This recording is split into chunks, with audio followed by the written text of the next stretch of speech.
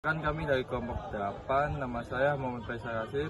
Nama saya Witeka Wijaya. Kami di sini ingin membuat video terkait tentang perencanaan maupun sejarah terkait Sangkanika Buah Naga Kuningan.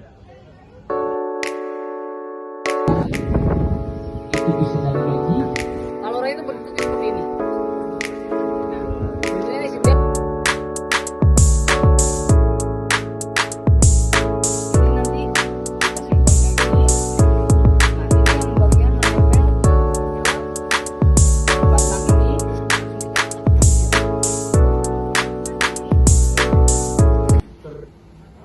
Terbentuknya ini wisata Sangkanika tersebut dari Buah Naga Kuning tersebut gimana sejarahnya?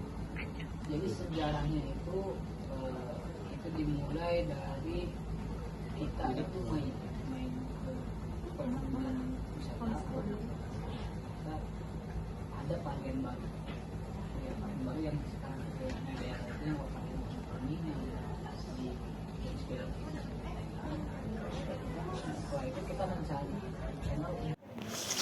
Setelah itu kita mencari channel untuk penjual bibit.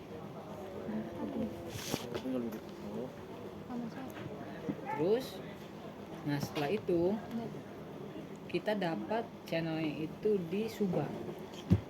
Jadi kita bermitra di Subang.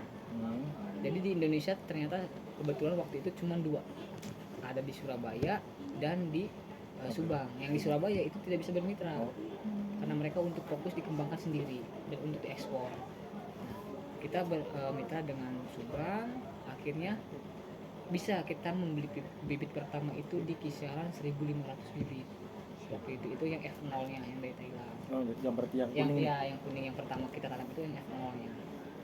Kenapa kita ngambil buah naga kuning? Jadi kalau seandainya kita ngambil buah naga yang merah, itu kita bersaing dengan orang-orang Magelang, petani Magelang yang sudah dari awal petani besar. Se-Indonesia tuh yang masuk ke Indonesia itu dari sana, dari Magelang. Apa? Dari sana. Yang sana. Ya. Nah, jadi kita ngambil itu karena satu, untuk meningkatkan ekonomis daya jual petani, mensejahterakan. Jadi kan kalau seandainya petani di lokalan, jadi kita sudah lihat analisis juga gitu kan. Ternyata di Sangkanurip ini juga cara menanamnya itu dia hanya dari padi ke ubi. Jadi nilai ekonomis mereka itu dilihat dari ekonominya gitu ya, itu tidak berkembang. Jadi tidak sejahtera. Seperti itu, karena ubi padi itu ada kenaikan, ada penurunan harga gitu. Bahkan ketika ada penurunan harga, mereka itu bukannya untung tapi harus menombok bibit pupuk yang sudah terpakai seperti itu. Akhirnya kita kenapa pengen ke buah naga kuning? Satu, buah naga kuning masih golongan buah yang langka, masih eksotik, harganya ternyata dia masih mahal juga. Jadi untuk ekonomis dia bisa naik, cuma ada jangka waktu itu. Kenapa petani tidak ingin mengambil buah naga kuning juga? Karena satu, umur dari awal penanaman sampai dia bisa panen itu 1,5 tahun. Nah, sedangkan petani itu kan sudah ada kebaikan keluarga gitu kan. Itu mungkin berpikir kedepannya kalau kita menanam buah naga juga 1 tahun ke depan itu mereka penghasilannya apa, seperti itu. Jadi mereka berpikir 2 kali. Akhirnya kita contohkan dulu. Nah, setelah itu baru kita udah berjalan, sudah jadi pariwisata dan diedukasikan, ternyata banyak petani itu hampir 3 orang itu untuk mencoba berminat untuk ke buah naga. Tetapi dengan catatan dia punya 2 sawah, 1 sawah dulu. Dengan catatan 1 sawah itu untuk digarap untuk dia penghasilan 1 tahun ke depan. Seperti itu. Nah, nanti kita bagi hasil. Nah, itu kan bisa meningkatkan ekonomi. Nah, salah satunya itu yang kita ambil karena apa ya, untuk ekonomisnya itu. Soalnya kalau kita lihat juga dari perekonomian kedepannya gitu kan, yang bakal maju itu perekonomian Indonesia itu kan yang bakal maju itu di pertanian. Seperti itu. Nah, sedangkan pertanian itu juga kan ternyata anak mudanya itu belum ada penerusnya, gitu kan. Nah, akhirnya kita mencetuskanlah petani milenial di bidang buah naga dengan teknologi milenial seperti itu.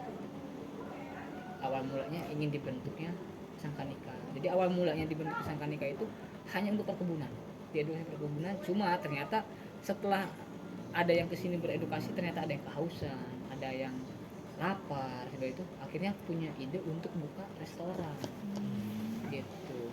Akhirnya kita buka restoran juga berjalan. Jadi pertama itu kita buat dulu si buah naga kebunnya. Setelah panen kita bikin restorannya, seperti itu. Nah setelah itu ternyata owner kita itu istrinya itu dokter juga.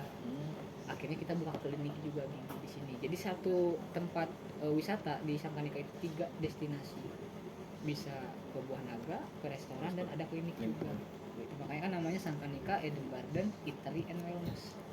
Gitu. Jadi Edu Gardennya itu ke buah naga kuning, eatery-nya ke Sangkanika Resto, wellness-nya itu ke edukasi gigi gitu. Nah kita juga untuk pertama kali di Indonesia buah naga yang diedukasikan, terutama buah naga kuning, untuk diedukasikan ke anak-anak TK, SD, SMP, bahkan sampai universitas gitu. Nah itu untuk diedukasikan buah naganya. Dan kita juga sebenarnya sudah mengedukasikan beberapa paket gitu kan ya. Ada yang untuk edukasi buah naga, ada juga edukasi yang reptil seperti itu. Terus ada edukasi juga bu gigi. Jadi memang kawasan Sangkanika itu kita ciptakan untuk edukasi. Oh berarti yang saya tahu tuh di Magelang ya, Ya. sama satu yang di Banyuwangi Om. Ya di Banyuwangi juga. Banyuwangi Ya. pernah saya. Banyuwangi juga ada. terbesar juga di sana. Terbesar ya. Cuma kalau terbesar itu di Magelang. Oh, di Tapi Magelang. produksi terbanyak di Banyuwangi. Banyuwangi pertama. Saya lihat tuh di Banyuwangi. Banyuwangi yang ada merah. tuh yang merah, tapi Betul. itu merah. Merah. Kalau yang kuning memang hanya sekarang baru di 3 kota. Pertama ada di Surabaya, terus di Kembang, di Subang, dan di Kuningan. Di Kuningan.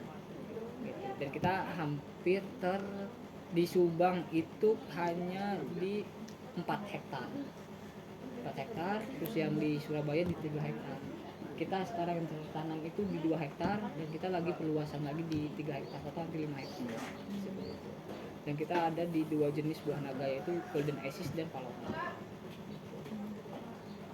Terus mau nanya tentang syarat tumbuh tuh Mas, kan buah naga kan belum banyak dikembangbiakin ya di sini. Betul. Nah ada syarat tumbuh khusus nggak buat buah naganya tuh? Ya syarat tumbuh khususnya mungkin kan dari tanah ya, tanahnya itu kita harus tanah humus yang bercampur pasir gitu kan. Jadi kalau walaupun itu kita bisa menggunakan lahan sawah, tapi dengan syarat harus dikeringkan dulu seperti itu. Jadi lebih baik itu tanah yang seperti humus yang di perkebunan, bekas kebun seperti itu. Itu lebih bagus. Jadi syarat tumbuhnya itu, yang kedua itu ketinggian, ya ketinggian tempat. Jadi yang maksimal itu di 600 mdpl. Di atas itu tetap bisa tumbuh, cuma kemungkinan itu untuk menjadi buahnya itu hanya sedikit. Jadi yang keluarnya itu hanya tunas seperti itu, tunas cabang. Jadi untuk buahnya itu nanti sedikit, jadi kurang efisiensi, jadi gitu. Jadi kalau buah naga semakin rendah bagus, tapi dekat ke pantai juga kurang bagus gitu. Jadi emang harus tengah-tengah di kisaran di 200-300 mdpl seperti itu. Kalau di Cirebon mungkinan Cirebon, Indramayu sebenarnya bagus. bisa kan? Bagus. Cuman kan kalau Indramayu itu kan kebanyakan tanahnya tanah pesisir ya, pesisir dan tanahnya tanah merah biasanya. Itu kurang bagus. Tapi dengan bisa jadi walaupun tanah itu dengan antisipasinya itu ya dengan syarat medianya itu yang diganti. Harus kita gali dulu lubang antara 30 sampai 50 sampai 60 diameternya. Kedalamannya itu di 20 sampai 30. Nanti media itu diganti dengan pasir dengan arang sekam. Gitu. Soalnya buah naga ternyata akarnya itu dia bukan akar tunggal, dia itu akar serabut. Dan itu tumbuhnya itu bukan ke bawah tapi ke samping. Jadi si akarnya itu dia tetap di bagian media itu. Betul. Jadi tinggal ditambah seperti itu. Terus yang kedua itu syarat kedua itu harus ada penopang. Ya, penopang untuk menempel dia gitu. Jadi bisa menggunakan pohon, bisa menggunakan dari pipa paralon yang dicor kebanyakan petani-petani yang di Magelang yang itu menggunakannya pipa dari kor, terus di atasnya dikasih ban. Nah, cuman kan kalau lihat dari efisiensi modal itu lebih besar. Jadi kalau untuk yang kita pakai itu menggunakan pohon hidup, menggunakan kawijaran atau angsana. Itu kita ngambilnya ke PU. PU itu yang biasa penertiban pemangkasan di jalan, ke PU. Nah, jadi kita ngambil ke sana harganya lebih murah. Jadi ketimbang kita pakai yang cor-coran itu yang 70.000 per satunya.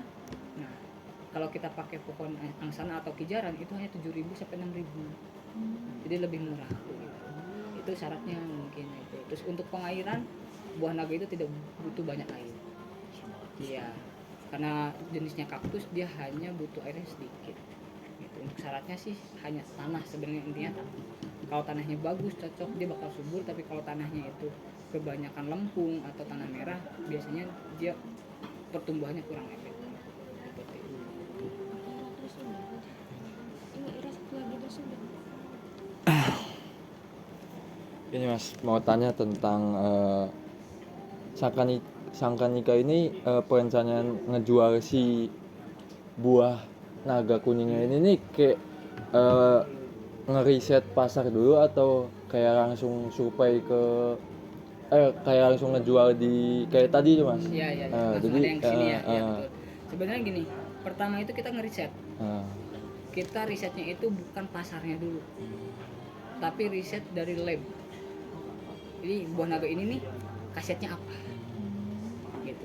Akhirnya kita uji lab dulu, ternyata di situ buah naga banyak manfaatnya. Gitu kan dari omega 3, omega 9 untuk diabetes, untuk jantung, akhirnya banyak di situ.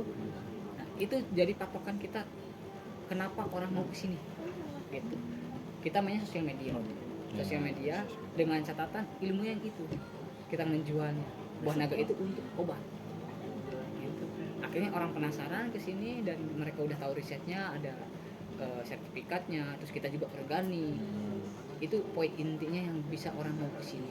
Yang membedakan kenapa orang harus beli buah naga kuning, kenapa nggak harus yang merah, gitu kan? Yang lebih murah. Poin intinya di situ. Kita ngerisetnya itu bukan pasaran dulu, tapi si fungsinya itu dulu. Iya, si buah naga itu. Nah, kalau kita udah tahu unggulnya, baru kita pasarkan lewat sosial media dan dibantu dengan edukasi.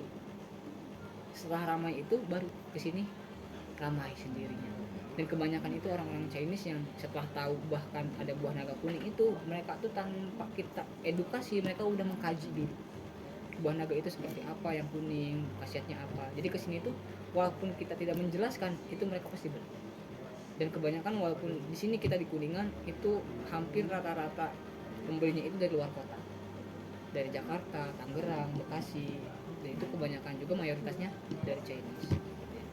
Lokalnya itu kemungkinan hanya untuk edukasi, hanya untuk orang-orang yang penasaran seperti itu. Nah, untuk pemasarannya kebetulan untuk di kita khusus untuk metik sendiri dan masih jual di Sangkanikanya. Kita belum ada pasaran untuk supermarket. Jadi kita olah juga di sini, ada makanannya, ada minumannya. Jadi kita tuh menjual experience. Makanya orang-orang yang mau kesini itu kita menjual experience. Pertama itu orang kesini itu petik sendiri, temanya buah naga. Makannya itu temanya juga buah naga. Jadi di situ tuh ada experience-nya, edukasinya juga edukasi buah naga juga. Jadi dari metik, suasana, makanan itu buah naga semua. Jadi experience-nya itu dapat gitu. Seperti itu. Cukup. Cukup. Udah, kurang lebih